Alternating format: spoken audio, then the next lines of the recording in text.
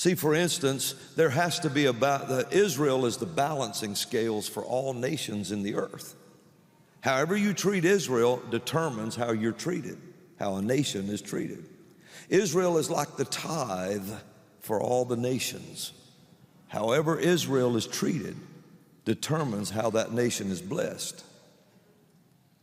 If they mishandle their tithe, they're not blessed. Even during the millennial reign, if you don't do the right thing by them, you have no reign. Think of that. So you have Israel as this balance. Isaiah chapter 40 talks about you speak to Jerusalem comfortably so that you're blessed and all this thing. And it talks about the creation, and Israel is the scale. Well, Satan knows this, so he had to create a false balance. He always creates a false balance. Ukraine. Now you think about it, you want to talk about wickedness, somebody do that to Ukraine just to create a false balance. And what that means is people are judged by how they treated them. If you don't support the Ukraine, your nation, and you were mud. Do you not remember that? And nobody's responding, but it don't much matter. Well,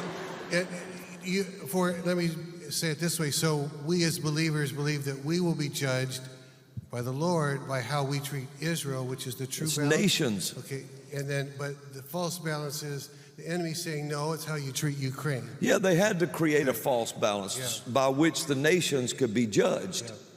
And don't you remember, everybody got mad, you're not going to help Ukraine, you're not going to do this, you're not going to do that. And the Ukraine didn't have anything to do with their destruction that was happening. It was forced upon them. You have to understand something, to bring a one world order. Now that's only if you believe the Bible.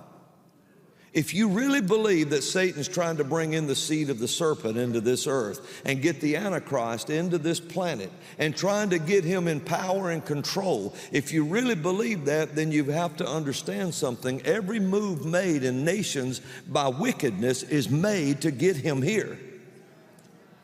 See, used to they would take people like Hitler and Satan would raise him up and he'd have an army and start him marching across the world to overthrow the world. But there's resistance in everybody. So they would rise up and fight it.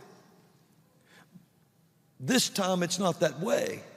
It's woo all the nations, get everybody on the same page, and then raise a leader up in the middle of them. And that's what's being tried. So they had to have a balance by which to judge the world. And there's three leaders that stood in the way. Donald Trump, Benjamin Netanyahu, and Vladimir Putin. That's the three that stood in the way. Now people are going to say, including me, until recently, Putin and Russia, they were the worst of the worst in our thinking, in our training, but you're saying no, Trump is allied with... No, what you have to do, they may not even know what they're doing. Okay, individually they're standing in the way. Yeah, because you think about it, whether you like Putin or not, it makes no difference. He would never bow to the Antichrist. He won't give up his nation for that. So he has to be removed. But you can't fix his votes. You wouldn't want to try. You can't fix his votes.